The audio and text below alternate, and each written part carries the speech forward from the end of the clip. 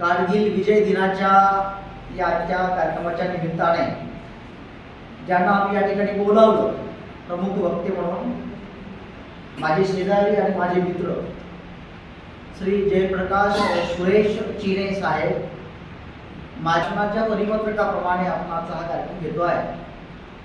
प्रामुख्याने आम्ही ज्यांना बोलावलं, यापूर्वी सुद्धा आपण एका सैनिकाला बोलावलं होतं ठेंगणीजीला कौशल्य सभागृहामध्ये. त्या गोष्टीला 4-5 वर्ष झाले. तर यावेळी दुसरे सैनिक, माजी सैनिकांना आपण बोलावलं. तर आजचे जे पाहुणे आहेत जयप्रकाश सुरेश चिनेजी, हे आपल्या चंद्रपूर जिल्ह्यामध्ये त्यांचं गाव आहे जैतापूर, तालुका कोरपाडा या गावचे आहेत. ते त्यांच्या वडिलांकडे 10 एकर शेती होती. 2 भाऊ. प्राथमिक शिक्षण त्यांचं जैतापूर येथे झालं आणि इयत्ता 5वी ते 10वी हे भोयगाव नावाचं गाव आहे कोरपाडा मार्गावरती, तिथे झालेलं आहे. आणि 10वीच्याच बेसवर ते इंडियन आर्मीमध्ये त्याचं सिलेक्शन झालं. वर्धेला तो कॅम्प होता आणि त्या कॅम्पमध्ये 2004 मध्ये त्यांचं इंडियन आर्मीसाठी सिलेक्शन झालं. त्यांचं बेसिक ट्रेनिंग नाशिक येथे झालेलं आहे. 1.5 वर्ष ट्रेनिंग, त्याच्यामध्ये PT, ड्रिल, हत्यार चालवणे, शस्त्र हाताळणे, light machine gun, INSAS rifle, AK-47, revolver कसं हँडल करायचं या संदर्भातलं ट्रेनिंग 1.5 वर्ष चाललेलं आहे नाशिकमध्ये. त्यानंतर भटिंडा पंजाबमध्ये त्यांचं ट्रेनिंग झालं, त्याची पोस्टिंग झाली. पुंछ राजौरी सेक्टरमध्ये 51 रायफल 2008 मध्ये. जालंधर पंजाबमध्ये 2009 मध्ये याच्या पोस्टिंग झालेल्या आहे. 2010 मध्ये गोपाळपूर ओडिसामध्ये त्यांची पोस्टिंग झाली. 3 वर्ष त्या ठिकाणी होते. 2013 मध्ये परत जालंधरला आले पंजाबमध्ये. 2014 मध्ये राष्ट्रीय rifle 51 Gorai sector Dabur district 2 वर्ष त्या ठिकाणी त्यांची गेलेले आहेत. 2016 मध्ये पुन्हा जालंधर. 2019 मध्ये पुलवामा, डोकलाम, लेह लडाख या ठिकाणी त्यांनी सेवा दिलेली आहे. आणि बिकानेर इथून राजस्थानमधून ते सेवानिवृत्त झाले. 19 वर्षाची त्यांची सेवा झालेली आहे. आणि या सेवेमध्ये त्यांनी आपलं जे चायना बॉर्डर आहे त्या बॉर्डरवर त्यांनी सेवा दिलेली आहे. प्रामुख्याने -30°C वातावरणामध्ये लेह लद्दाख 2500 फूट उंचीवर असलेल्या त्या बॉर्डरवरती अतिशय खूप थंड हवा वातावरणामध्ये त्यांनी आपल्या देशाचं जे बॉर्डर आहे त्याचं रक्षण केलेलं आहे. म्हणून आपण सगळे सुरक्षित आहोत. त्यांनी मिसाईल ट्रेनिंग घेतलेलं आहे.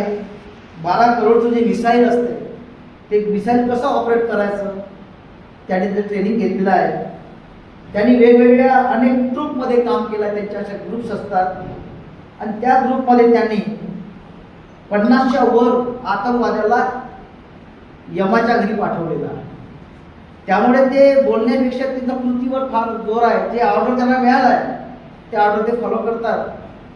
आपल्या बॉर्डरवरती सेवा आणि ज्या ज्या ठिकाणी वेळेवरती जम्मू काश्मीरमध्ये, लेह लद्दाखमध्ये, पुलवामामध्ये त्यांना ज्या ज्या जबाबदाऱ्या त्यांना दिलेल्या आहेत, एअरक्राफ्टच्या मिसाईल यूज करणे, वापर करणे आणि विशेषतः आतंकवाद्याला मारणे याच्यामध्ये त्यांचा सिंहाचा वाटा होता. त्याबद्दल त्यांचा टाळ्यामध्ये त्याचा रोल होता. त्यांनी प्रामुख्याने सांगितलं की हे काम माझं एकट्याचं नाही आहे, आमची पूर्ण संयुक्त अशी टीम असते आणि त्या टीमचं ते काम असते. म्हणजे श्रेय ते एकाला घेऊ इच्छित नाही. आणि त्यांना अनेकदा असं जाणवलं की आपला प्राण जाईल या अशा ऑपरेशनमध्ये. त्यांचे अनेक मित्र ऑपरेशनमध्ये मरण पावलेत, शहीद झालेत. त्यांना वाटत नव्हतं की आपण वापस येऊ की नाही. अशा परिस्थितीमध्ये त्यांनी काश्मीरच्या भागामध्ये त्यांनी सेवा दिलेली आहे. आणि ते असे म्हणतात की 16 वर्ष मी आर्मीमध्ये काम केलेलं आहे आणि वयाच्या 38व्या वर्षी बरोबर आहे वापस आलेले आहेत. आणि ते म्हणतात की जेव्हा मी सोडलं जेव्हा आर्मी, तेव्हा मला आर्मी सोडताना खूप त्रास झाला. म्हणजे मी इतका आर्मीचा एक भाग झालो होतो, त्या परिवाराचा एक भाग झालो होतो. आर्मीमध्ये जी माणसं मला मिळाले, जी सेवा मला करायला मिळाली, ते माझ्या आयुष्यातलं फार मोठं धन, फार मोठं परमाव काय म्हणतात, फार मोठं यश आपल्याला म्हणता येईल. जे भाग्य यांना लाभलं की आर्मीमध्ये त्यांना सेवा करता आली. आणि ते आता त्यांची पत्नी, त्यांची आई, त्यांची छोटी मुलगी, असं त्यांचं छोटंसं कुटुंब आहे. आणि आताही त्याच ताकदीने ते लोकांमध्ये ती सेवा देत आहे. मित्रांनो, आताच श्रीरामे सरांनी सांगितलं की जे सीमेवर जे उभे असतात, जे सैनिक असतात आपल्या देशाचे, ते सैनिक जे आहे हे आपलं रक्षणच करत नाही, तर आपली जी अस्मिता आहे, आपली जी सुरक्षितता आहे, ते रक्षण आपले सैनिक करीत असतात. आणि कारगिल विजय दिनाच्या निमित्ताने एक आपण लक्षात घेतलं पाहिजे की कारगिलचं युद्ध, याच्यापूर्वी युद्ध झाले, त्याच्यानंतर छोटे मोठे युद्ध झालेत. जे काही आपण यश मिळवलं आहे ते सैनिकांच्याच भरोश्यावर मिळवलेलं आहे. सैनिकांचा पराक्रम, त्यांचा त्याग, म्हणून तुम्ही आम्ही सगळे सुरक्षित आहोत आपल्या देशामध्ये.